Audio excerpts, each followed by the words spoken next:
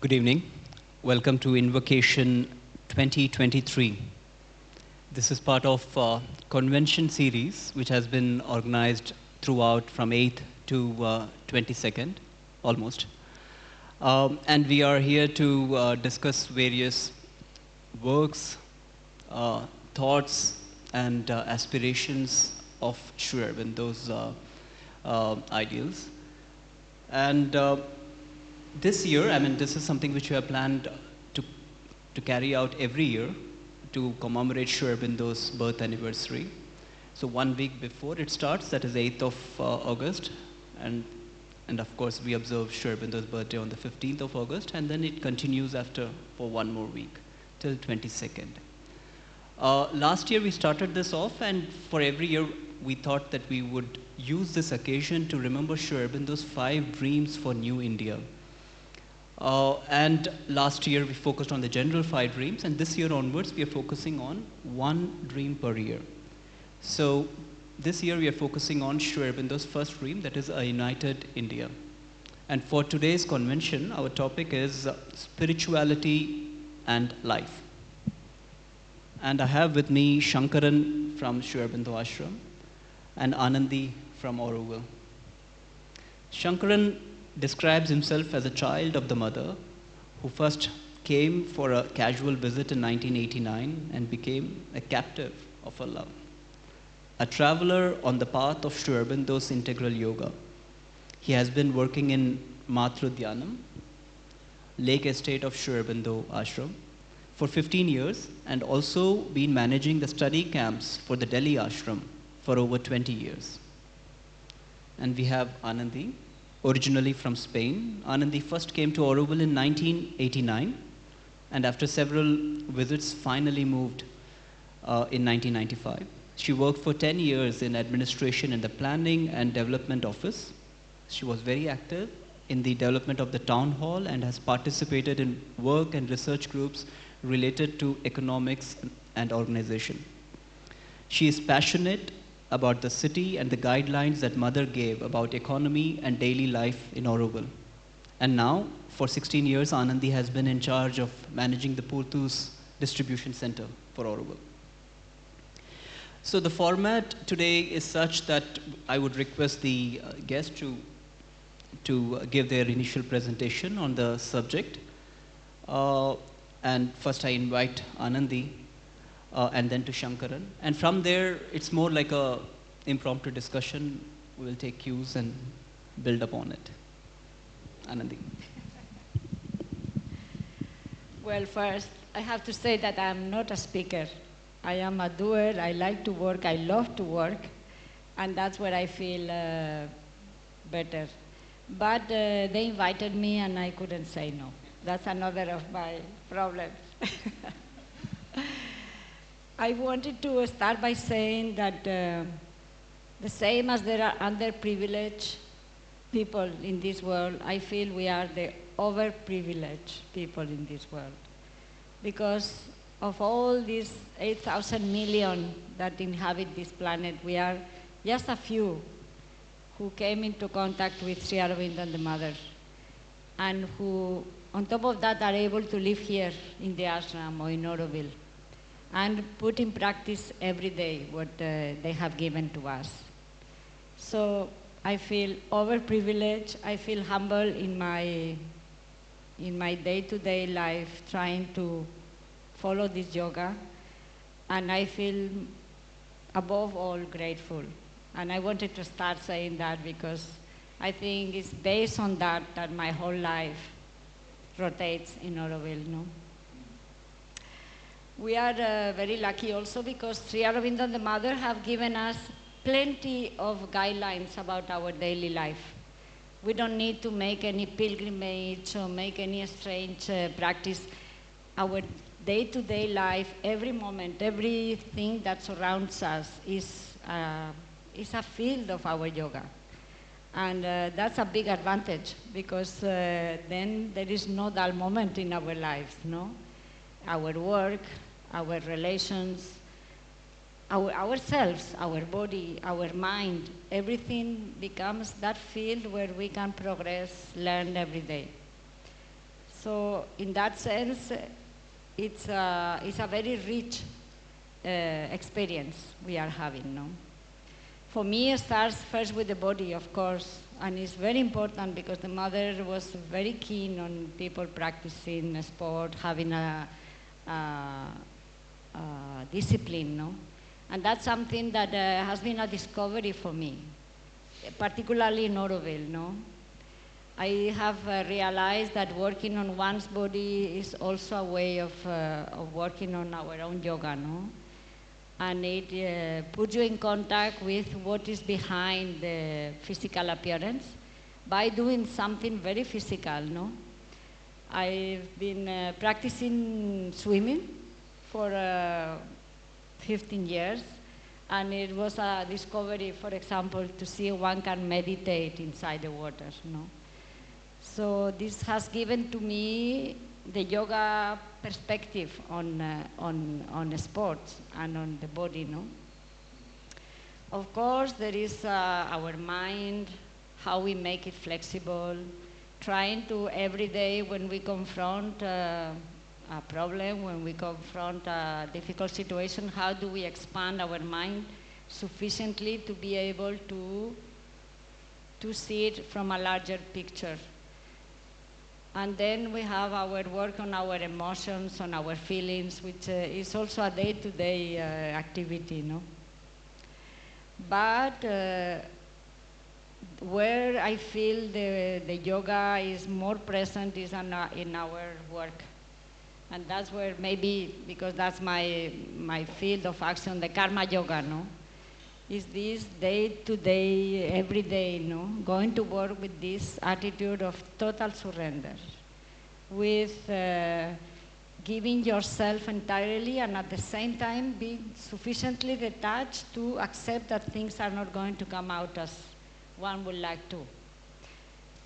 I am there in the Pour Tous distribution center, which is a very humble experiment and very interesting also, where I arrive there every day at 7 in the morning, and you see, day after day for 17 years, sometimes there are moments when you don't want to get up and go, no? And those are the moments when your yoga has to be more present, no? And or when you confront the difficulty with the team or with the people, I have learned to use every one of those difficulties as an opportunity, no? And it has been so rich.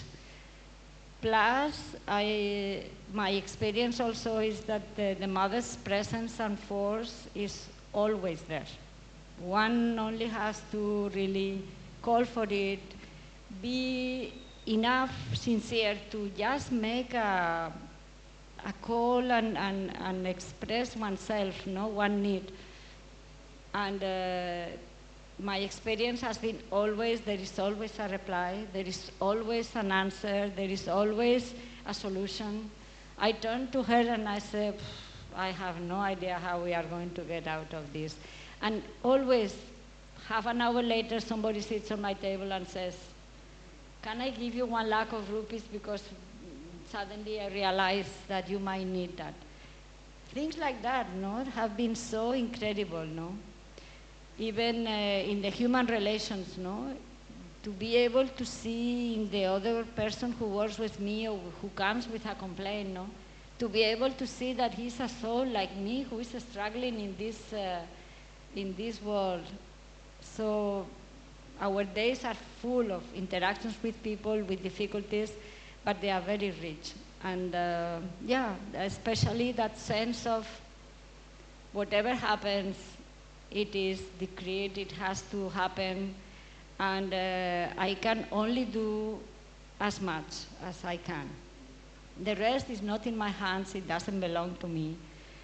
So, yeah, the experience is exactly that. A gift every day, a surprise very often, and a constant learning of letting it go, what I would like, and accepting what wants to be manifested.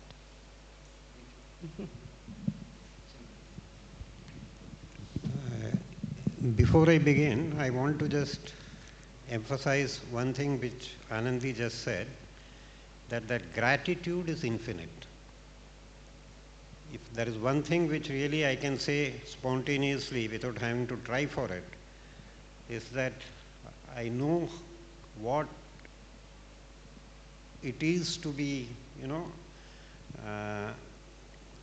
under Mother and Sri Aurobindo's, so to say, light and love.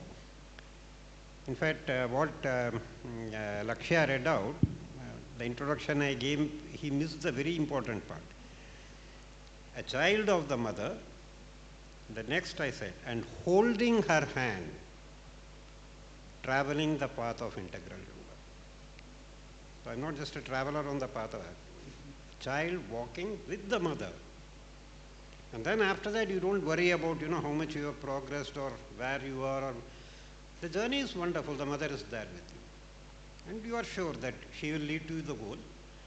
And another line from Sri Aurobindo is again so wonderful. He says there is not only the joy of the goal, but also the joy of the journey. So it's not that we are waiting here that how fast we can become supramental. Because the topic here is spirituality and life. One thing I remember which mother always used to emphasize, that do not separate or divide your life between mundane life and spiritual life. Because the moment you do that, you are in trouble. There is nothing separate called a spiritual life, and there is nothing separate called an ordinary life. So that brings us to one important point. To understand, we use the term spirituality. Life we all know, we breathe, we eat, we walk, we do things. But how do we kind of define this spirituality? What does it mean? For many of the people who, because it's now become a very, so to say, fashionable or much talked about thing, it generally means something connected with some kind of meditation. And then we say that it makes me so peaceful, so joyful. But we go a little more kind of into the reality of it. Basically, the word spirituality comes from spirit. And in our context, Indian context and in the context of integral yoga, it basically comes from the reality which is talked about in the Vedas, which Mother and Sri Aurobindo have also said.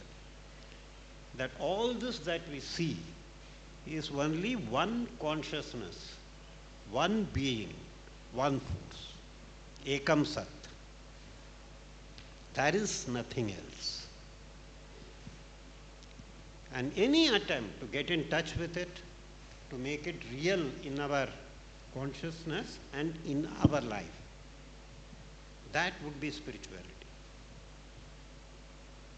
And that is the thing which I think both we in Auroville and in Ashram, we in one way or the other are attempting. Because otherwise, there are so many places, that you talk about environmental or pollution control or organic farming, so many things that you may be doing here. Maybe there is outside, there are other people who may be even doing it a little bit better. Innovation, alternative energy, it's going on everywhere. So what makes it different is that there is a path, an aim, which we are trying to achieve through our life here, the life in Auroville, life in the ashram. We try to keep that in our focus. And that is where the whole thing comes to. We talk about so many things, that sadhana, we have to do this change, that change. But Mother and Sri Aurobindo have not really given us any do's and don'ts.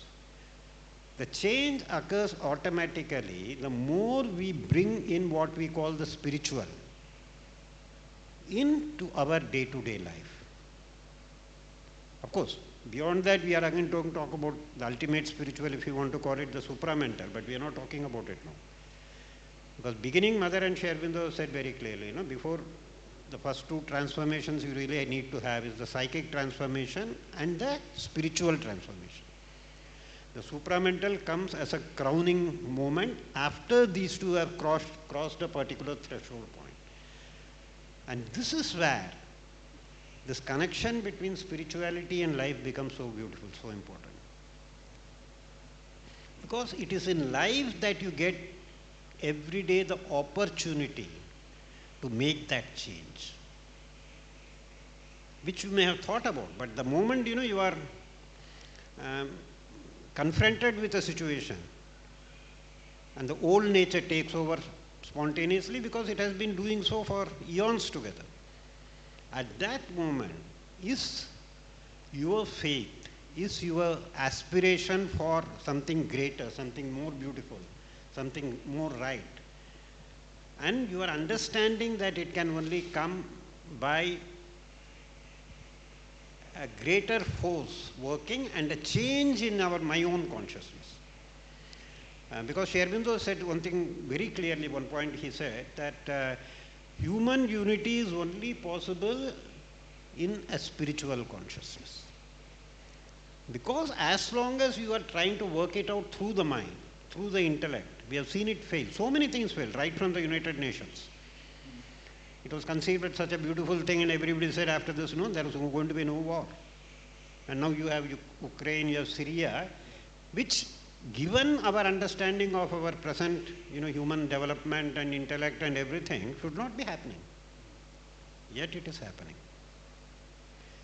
So the spiritual consciousness is something that is to be practiced in day-to-day life. In fact, one of our prayers, Mother has talked about, our daily life is the anvil. I forget the rest of the lines, where you have to forge this new consciousness. And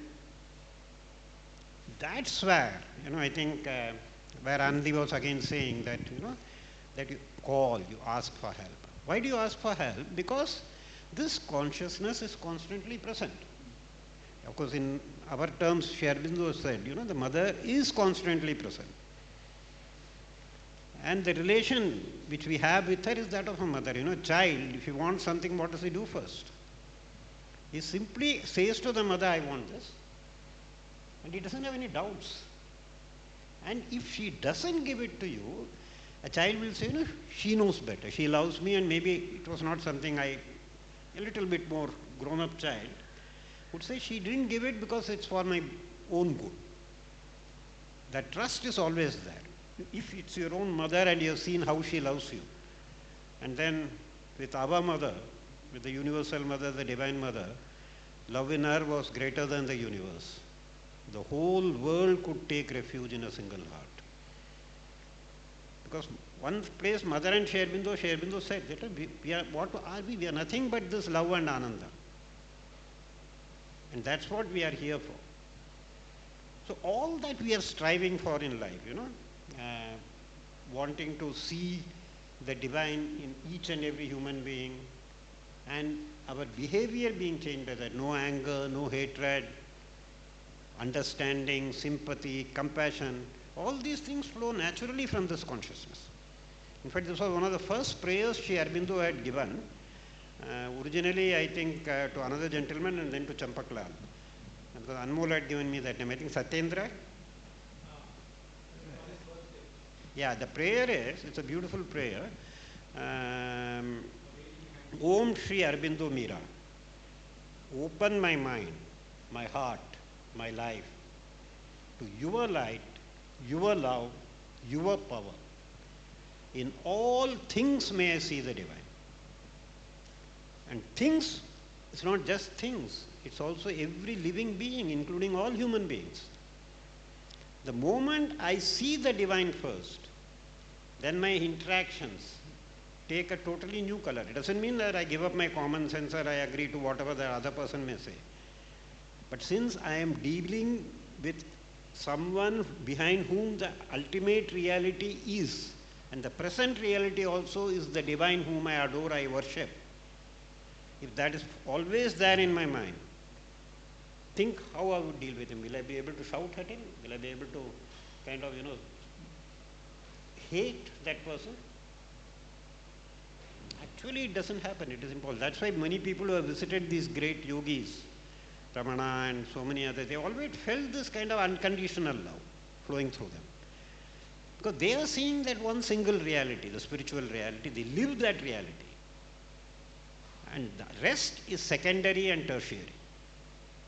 When it starts happening, you still work with people, you still have disagreements, you still have places where you feel that, this is better and that is not better. But all those things, when they are carried out in this consciousness, life becomes far more simple.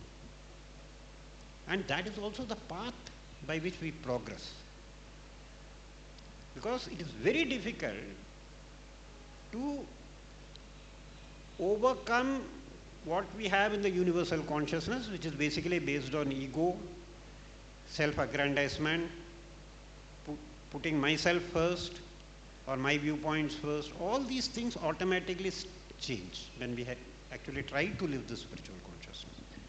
So that is why, as I said, that the statement of Sri Aurobindo, all life is yoga, it comes from the fact that there is nothing called spirituality and life which are separate. All life is that spirit in action, in manifestation. And then all life automatically becomes yoga. So now I think. Thank you for reminding us that the word in between and need not be there. No, spirituality and life. Perhaps it's together, and that's what is also unique about Sri Aurobindo, that he brought the matter into the purview of spirituality. That it's not separate. We need not leave everything and go to the mountains and seek solitude somewhere else. That all life is yoga, like you rightly mentioned. But then, that's true. But then there is also this vital life, which we all, in a way, deal with. How do you particularly, we are also trying to talk in the purview of United India now, though we may be in a very special laboratory, let's say, Ashram or an Auroville. Even here we struggle, right? If you can a little bit talk about the vital life, trying to transcending, it's not easy. Nobody said it's easy. What are the struggles, and how do we overcome it? And it's not one time, right? It's an everyday struggle. It's a constant reminder that we need to give ourselves that this is how it should be. This is how our masters looked at things. So if you may throw some light on the transcending vital life. Now you spoke about the body, physical, how you work on it. If you may a little bit throw a light on life and the mind. You want to I'll come back to you. About yeah, it? yeah, yeah, sure. So, the vital is basically the life part of us. The human beings, we have three levels of consciousness to which we access the mind. The vital, which is the prana, which is the life energy, and the physical. So, it is in fact been something Mother has said, the vital doesn't cooperate. Even this yoga is not possible. Because it is the life energy is equivalent of the horse by which you travel. You may have all the intent in the world in the mind that, I want to go and I want to reach that place. But if your horse doesn't cooperate and it wants to go where it wants to go, you are not going to reach that. So this vital is definitely a very important part which we have to take into consideration, and it cannot be broken, because the old yogas you used to kind of starve it into a comatose state where it will lie and then you have no interest, you have no action. Here we are not allowed to do that. Life actually is the field in which we have to manifest this greater consciousness. So here we have to again depend, because man ultimately is a mental being. That aspect of education comes in, that some things have to be kind of, what I would say is that presented for consideration. For example, in the old days, because I am talking now clearly in terms of what Mother and Sri Aurobindo have told us, we know about the psychic being. And the Mother and Sri Aurobindo have also said that at the very young age, young children, the psychic is very awake. Now we come to what the old systems were. You see, the child, the first thing the child was taught was the 4 Mahavakyas. The moment he was taken to the Gurukul, and what were they? Aham Brahmasmi, Tattvamasi, Sarvam Khalvidam Brahman, Prajnanam Brahma. He was told that you are not what you think you are. You are that one consciousness, and then of course, he will learn by and by in his own terms. That is an all-pervading consciousness. You are that. So is that person. Everything is that. It was told and left. There were no other lectures given on, Vedanta and... Now the thing is that that psychic being will do the rest. The explanation of this Mahavakyas, this Supreme One Consciousness, automatically used to grow in the child as he used to grow up.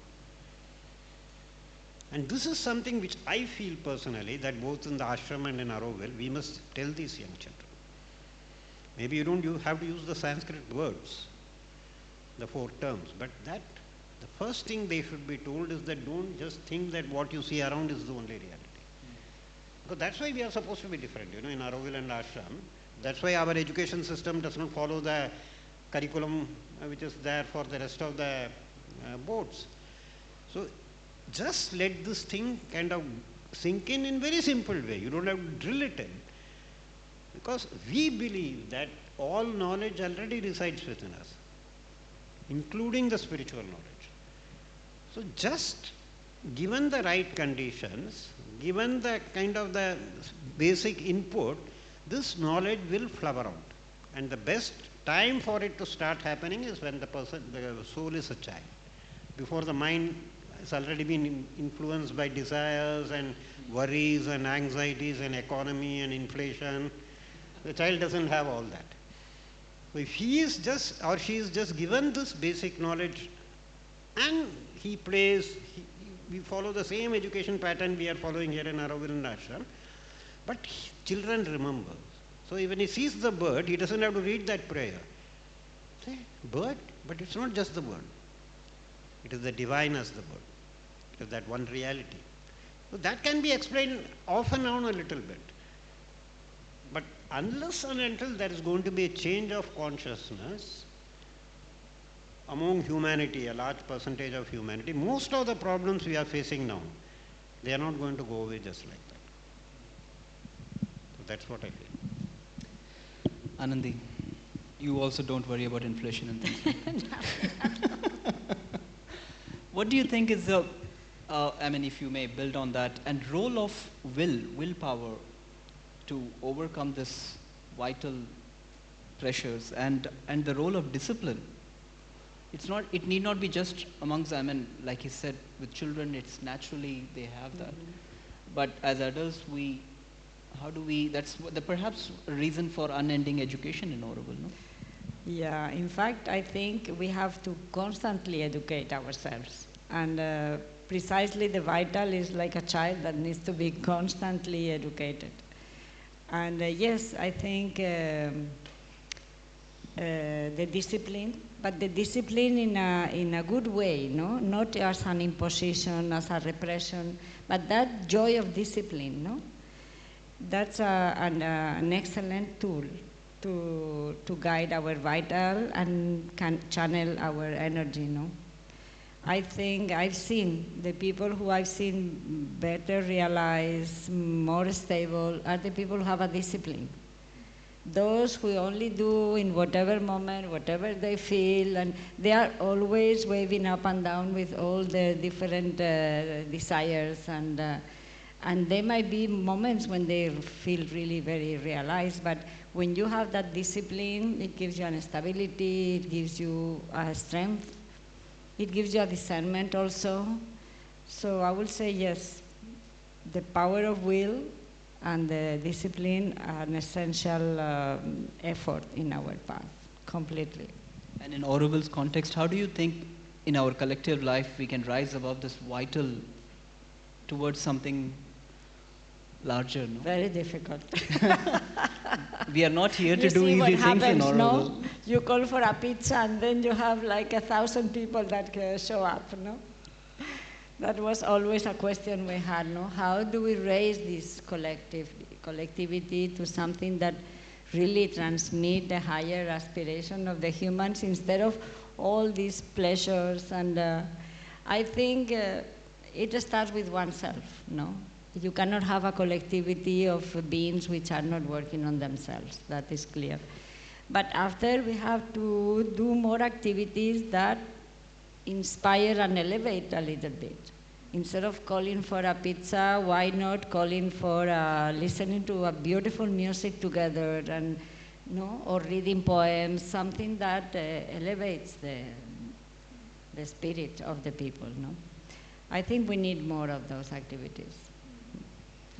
Thank you. So if I may come back to Sankaranji, Sri Aurobindo alludes to this objective age and subjective age, and then the coming of the spiritual age.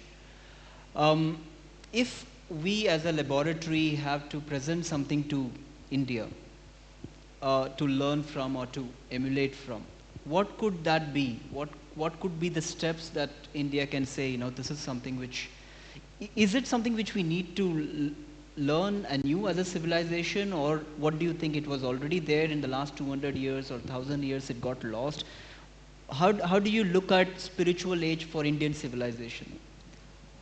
See, one of the tragedies of the Indian education is that many of us Indians ourselves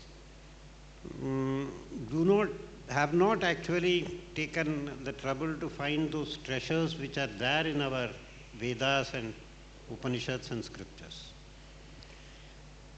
So we are talking about the objective, subjective and the spiritual age.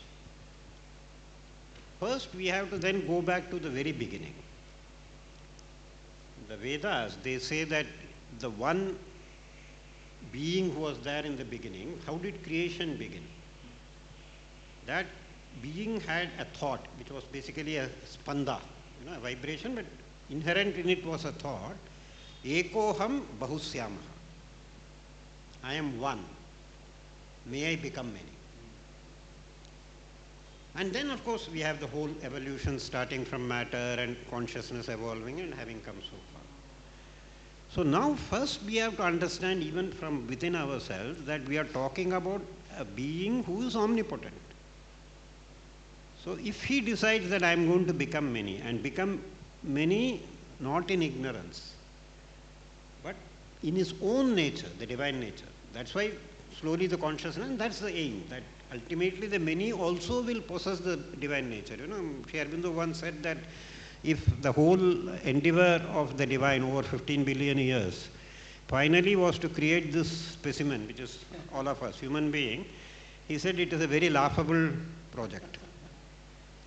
After so much trouble and so many long time, you end up with a specimen who hardly lasts 100 years, who can't even, so to say, transplant a tree, and we are talking about a hand that sent Jupiter spinning in the heavens. So this was, and of course, the famous line, man is a transitional being. Yeah. So that thought, that understanding, the moment it is given, kind of impetus it will give to self-excellence, that will be tremendous. That is why I personally feel that, not because I am an Aurobindonian, because what Sri Aurobindo is bringing into it, our thought and consciousness is breaking some barriers which have been there for a long time. And the primary barrier is to break is that, this is my capacity and this is a human being and this is all that humanity can do. Don't expect anything beyond that. To have a thought that just by kind of, working for this evolution, I am working for all of humanity. That's a line again in Savitri.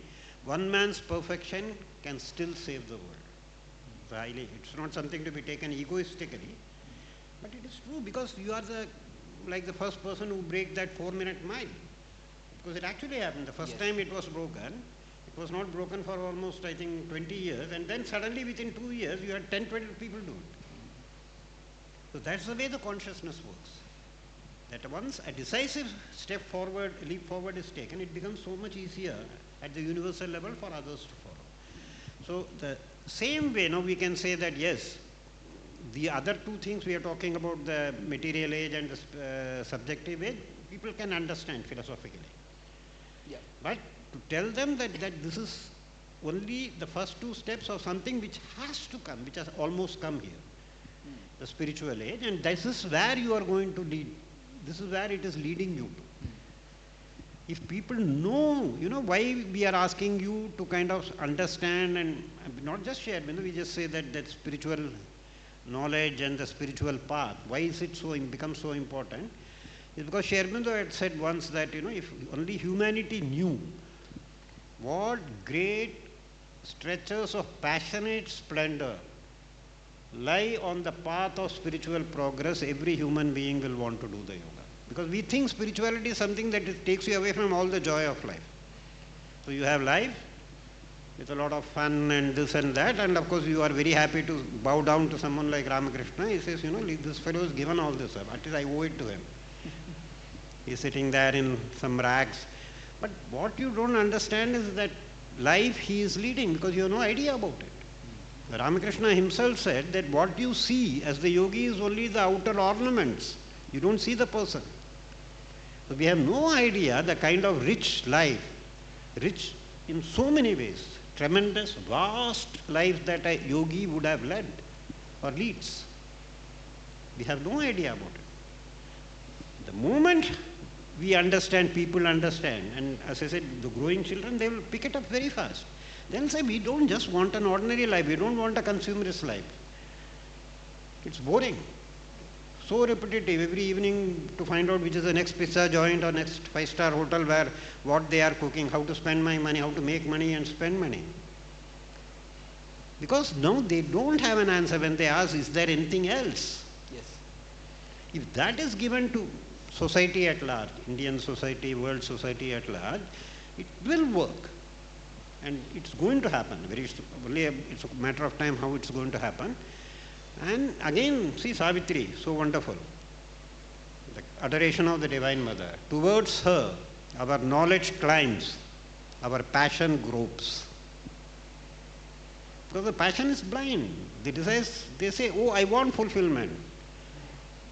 But it's not desire, something, the vital being. He says, I am here to enjoy life. I want what best I can get from life. And once you have made that vital being understand that, look, there is something far, far beyond what you are even thinking about here. Right.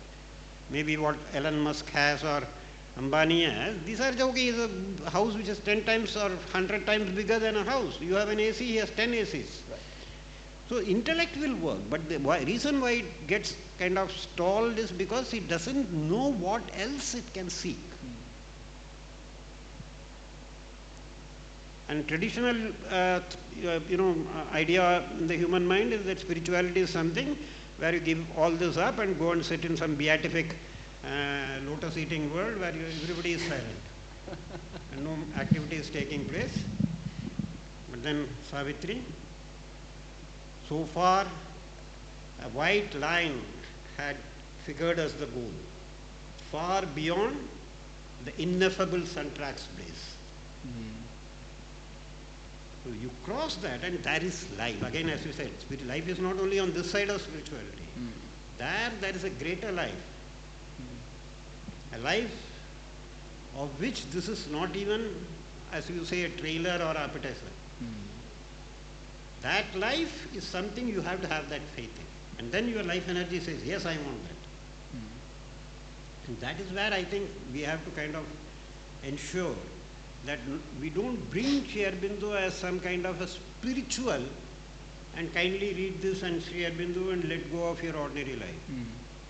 You have to present Sri Aurobindo as the life divine. That's what he is. Anandi, he gave a glimpse of that trailer. So if you may kind of expand on that, and also there is an understanding that a little bit in the if this is something, if this is a beautiful life that we are talking about, and here we do not even know what we are, and it's not the regular, when you say spiritual life, which means as if we need to leave everything, being austere and so how can we have this beauty and perfection in life and opulence and this abundance, and it's not about leaving them, it's about embracing them, in fact, and then go towards a spiritual life. And what do you, and in a way, when the Prime Minister of India talks about being a spiritual guru, perhaps he is referring to the spirituality which our ancient text talks about, which means that spiritual guru he is not referring in a religious limited context, which means it applies to every individual. What's your thought on it? And yes, well, it makes me think of the dream of Sri Aurobindo, of India being the spiritual guru of the world, and I think that's what India has to now develop.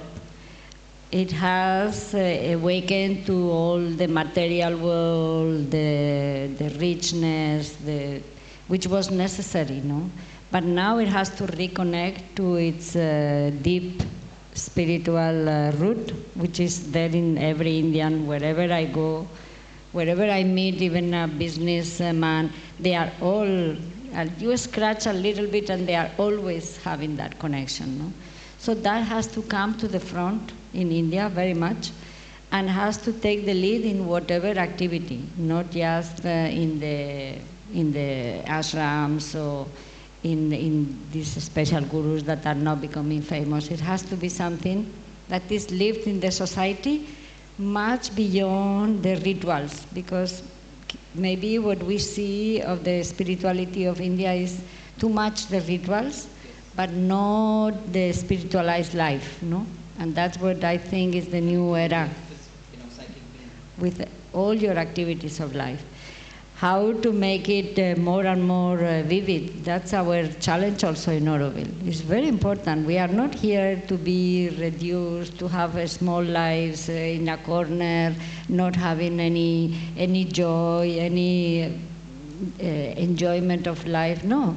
It's every aspect, everything we do, it develops into this manifestation of the divine.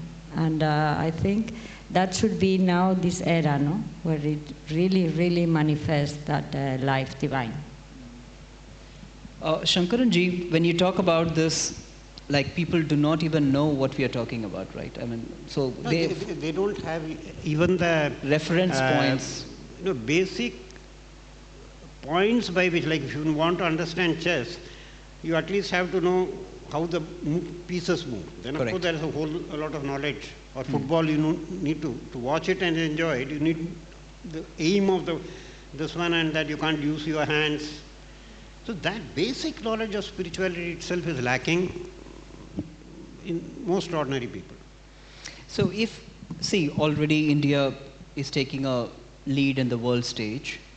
Now, hopefully we do not follow the West like China did, which is to the detriment of the global good.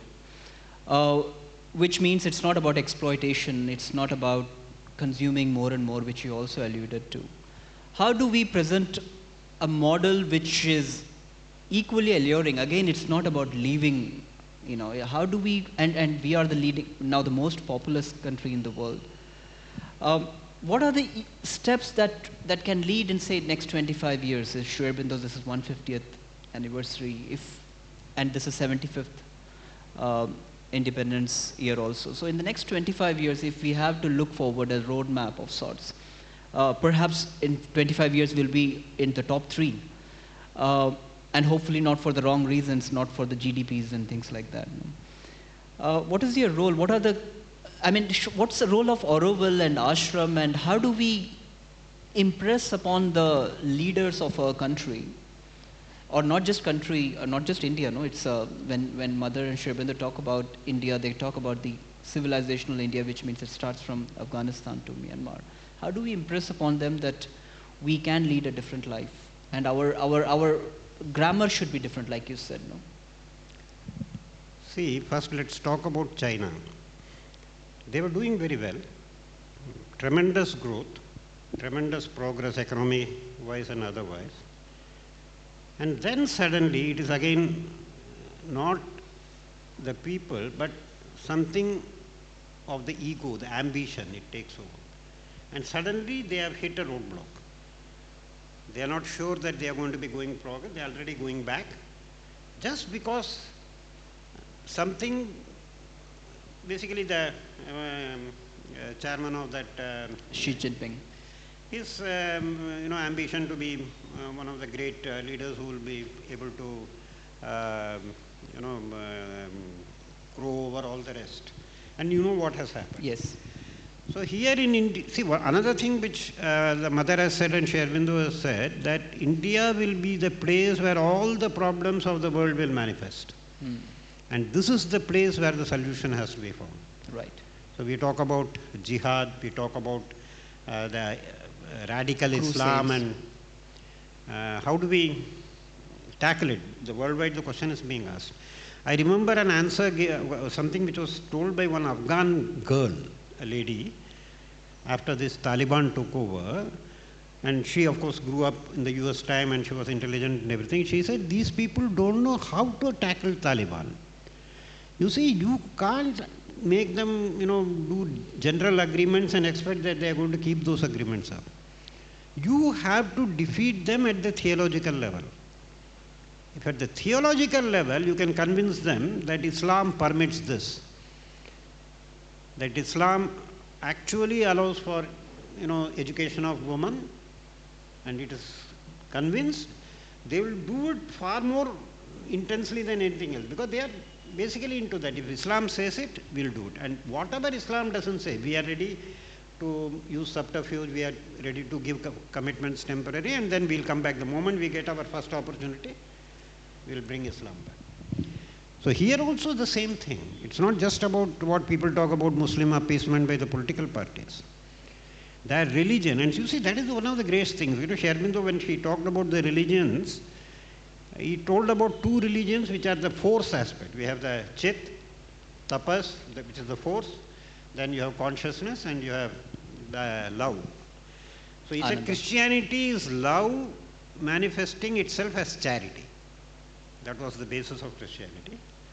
And Islam and Judaism manifest the force aspect without the consciousness. So they will be simply driven by what they believe is that my religion says, which basically means that they have to conquer everybody else. And Hinduism, of course, embraces all the four, all the aspects. It's an integral embrace. So you cannot expect that, you are going to be, and of course another thing Mother has said, which is the most important thing which we have to work towards, is that the age of religions is over. So if you want to kind of, bring about a change in society in India, you cannot on the one hand you have, instead of trying to bring in a greater light, just because there is radical Islam, you don't want to counter that with some kind of a radical Hindutva. Because then you are feeding more fuel into this falsehood. Absolutely. And the Same forces grammar. of the past, Yes. which the Mother has also summed up as a Lord of Nations, the one who wants the old order to continue, are going to be resisting. And we are seeing things which we haven't even seen for 1,000 years, the kind of barbarities, the kind of violence and cruelty which has opened up, because there are another level opening up. Again, this is one of the spiritual facts, that the more one rises up, either collectively or individually, the more the bottom opens up. So that's why you have to be very ready. The purity aspect has to be so much. As you rise higher, you are able to simultaneously, deal with the dredge, the sedimentation which is now coming up, which contains everything right from the time of the amoeba and the first creatures, that dog eat dog, we say. It's actually amoeba eat amoeba. Well, amoeba, there was nothing else. That was life. Yep. You see another amoeba, now your aim is you eat that or that, and we are not sure who ate who. Because that is again scientifically very difficult to state. But you simply grab and eat growing, which again has been defined as what is called ashanaya mrityu, a hunger that is death. So all this is a hunger which is based around the ego. Whether I call it desires, it's a kind of a more complex hunger. I want it, I want that, I want this. Right. And there is a force which is saying if you don't have it, your life is in a way kind of unfulfilled. So if you want to fulfill life, this hunger, keep on feeding it. So this is something, of course, at a very subconscious level, but at a collective level, you have to break these patterns, and the human consciousness, the mental consciousness is already developed enough. If the right attempts are made, and I think that's where Ashram and Auroville can take a precedence, is that you can show people that, you don't have to have so much money individually to be able to live a good life. In fact, we had a couple of people who had come for that 8th conference who said that 2-3 days we spent, people with a lot of money. 2-3 days we spent in Auroville and I felt so peaceful and so happy. So the question is, you have so much money, why can't you buy that peace and happiness, or why can't you manage it with the money you have? So what is it that is happening? What are you looking for ultimately? You are looking for a good life. First you define what is good life. Right. It is a hectic life. And what is success? These things have to be redefined. Right. And Anandi, I what do you wanted think? to Yeah, say, add to it, yes. When you were asking, what can we do? What can Auroville do? Yeah. We have to build Auroville. That is the answer for me. We have to build this city which is a model which can be replicated. So in looking India at the drudgery, and do over. you think we are rising above? That's why we see the drudgery here? Well, sometimes, you see, when you are going to make a garden, first you make a mess in that soil. So right now we are in that soil, in that mess.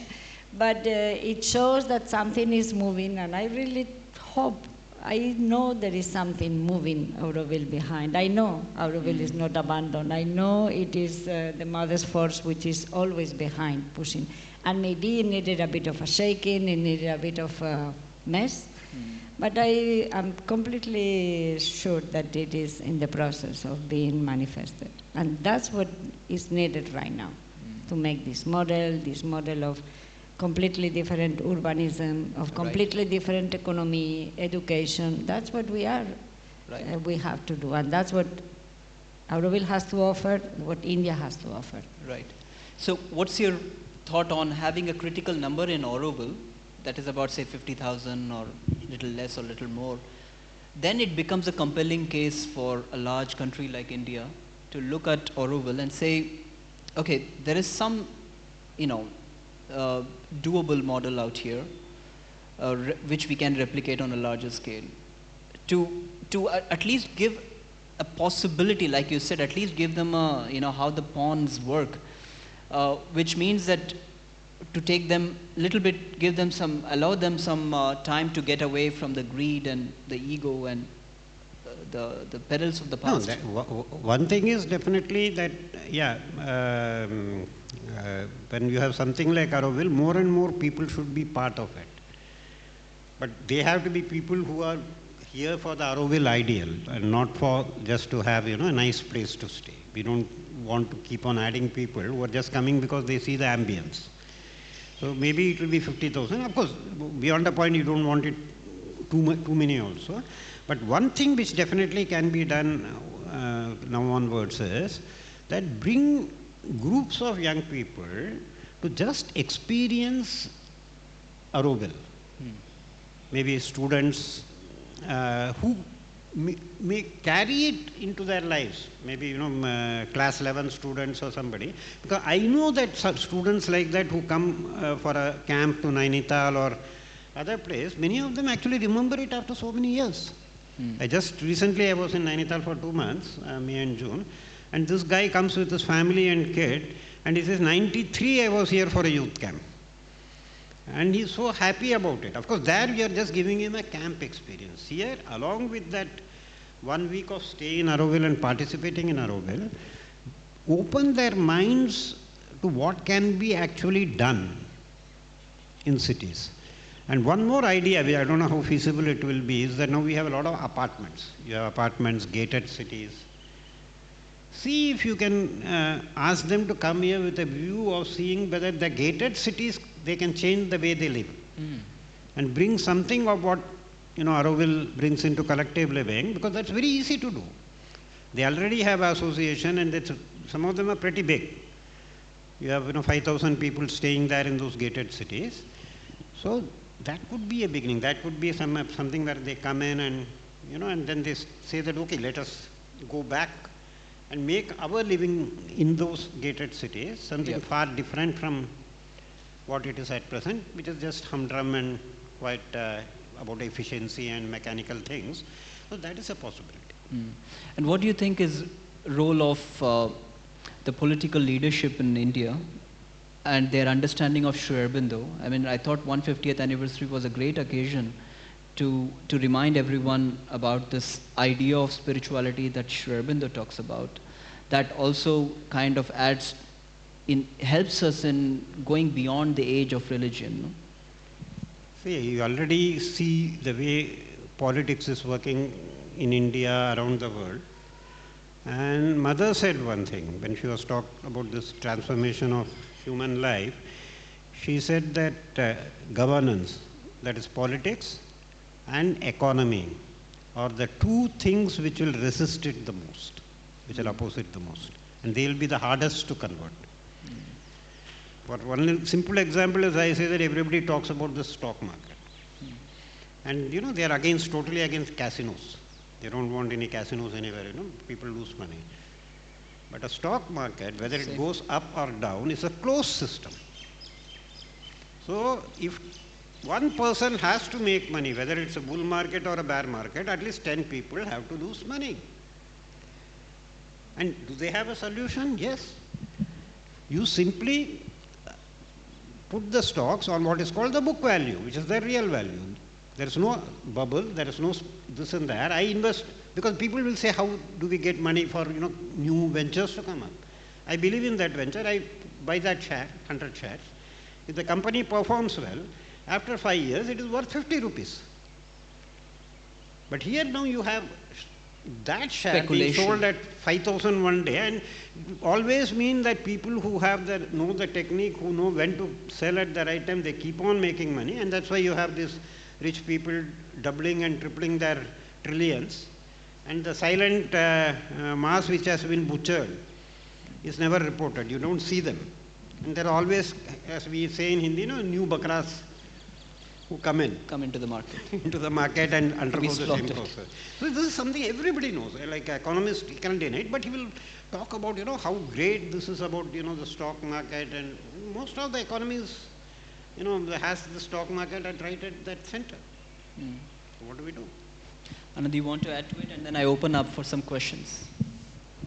No, I only wanted to say that in spite of the whole politics and we know it is never real pure interest in Sri Aurobindo when they are talking about it, But for me it was very touching to see the Prime Minister, to see the President talking about Sri Aurobindo and the Mother. I cannot imagine the Prime Minister of my country or President talking in those terms about spirituality and the figure of Sri Aurobindo and the Mother. So I was very touched. Whatever happens, I think it was really, and it is a sign of something very deep, Yeah. So I am really grateful for it. So the force is in action. Anyone else? Yes, Uma. Would you like to come here, please? Come here, yes. So, question is for Anandi, that you are so active in work and spirituality and Auroville vision of a new society. You kind of live the balance in you. But how do you see it is happening into the larger community where we have embodied the work part as a part of the sadhana, as an offering, and that leads to the inquiry Sankaran ji is making, that it is economy which will be difficult part to transform. Even in Auroville we have that link is, there's an opening that it is a society which talks about transformation in all the levels. Do we understand that part of yoga in Auroville, and where are we according to you? Yes, I think in most of the aspects in Auroville, we have the ideal very high, and our realities are still very low. And that's something that we confront from the day one that we come to Auroville. And everybody who comes, they always wonder, no, but where are you, how far have you gone in all these aspects, no?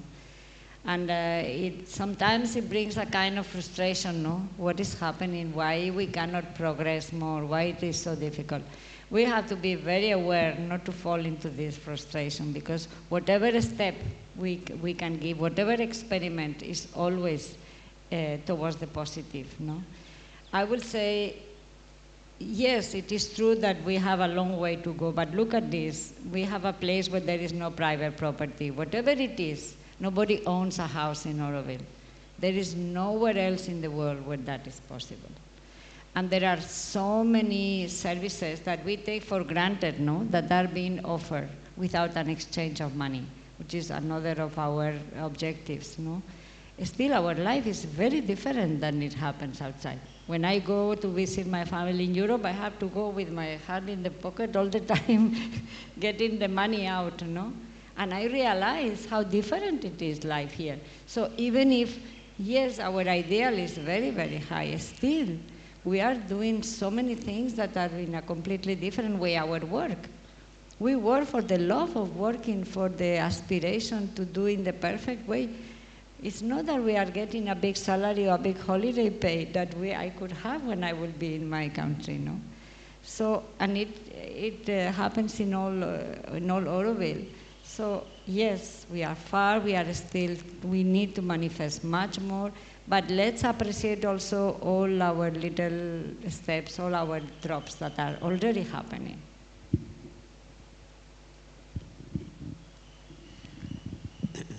See, one thing which we have to understand, because we say again life and spirituality, that a lot of life problems, so many problems are faced by the world in this life. It's a very simple fact that the moment a person moves from the ordinary consciousness to even the beginnings of spiritual consciousness, his needs become totally different. His life requirements become different. You know, you don't want actually a big place. I am one person, what will I do? You know, I want some green trees around me and maybe one room and, you know, an attached bath, and I'm happy. While the egoistic consciousness, it says, you know, I have to tell people, look at me, I'm grabbing so much land and I've got 10 cars in front of my house. Because for him, that is his fulfillment. And the more money he has, he does it. You know, it's like trying to dominate the others. So the beginning has to be, of course, Auroville, we already, you know, have a kind of people who come with a particular intention, but even outside in society, people have to be kind of made aware that, you know, that to be simple is actually to be joyful, to be happy. The more you complicate things, the more troubles you are going to face, even as a society, you know, people building in Delhi and places like that, and you see the kind of floods we are getting in Bangalore and Delhi and the damage it does. And another thing again Mother said, of course I am not saying it to be, you know, what do they call that, a doomsday prophet, but what the Mother said is very true. Either humanity will consent to change, or it will be compelled to change by the force of crashing circumstances. And the crashing circumstances already started. So the change will come because this change of human life has already been decreed. It may take a little more time, less time, but it is going to happen. It's because it's the will of the omnipotent, of the divine. How it will happen, the path that we all will trace. So that is something I think people in the ashram individually and in the ashram and in Auroville, you people can think about. That what is it that you can kind of stand? Mother said that if you stand on your truth, that makes a difference. So yes, we will try to do what we can for the rest of humanity, but it's not going to be so easy, and there can be no compromise. You cannot say that, oh, okay, you know, we change ourselves and become a little bit more materialistic, egocentric. That compromise cannot be made. So at least we have to stand on the truth and then leave it to the divine power, because ultimately also we have to understand that there is a power which is working everywhere. Everything we don't have to do. We do our bit sincerely with the trust that this can be a fulcrum or a origin for something greater to happen. When it starts happening, it will happen because the time is right. It's bound to happen. Anyone else? Thank you, Shankaranji. Thank you, Anandi, for reflecting on the spiritual life. Hope this takes, these ideas that are seeded today take some blossoms in some hearts and minds. I leave today with a poem, Life, and then we take a moment. Mystic miracle, daughter of delight, life, thou ecstasy, let the radius of thy flight be eternity. On thy wings thou bearest high glory and disdain, Godhead and mortality, ecstasy and pain. Take me in thy wild embrace without weak reserve, body dire and unveiled face. Faint not, life, nor swerve. All thy bliss I would explore, all thy tyranny. Cruel like the lion's roar, sweet like springtide bee. Like a Titan I would take, like a god enjoy, like a man content and make, revel like a boy. More I will not ask of thee, nor my fate would choose. King or conquered, let me be, live or lose. Even in rags I am a god, fallen I am divine. High I triumph when downtrod, long I live when slain. Life by Aurobindo.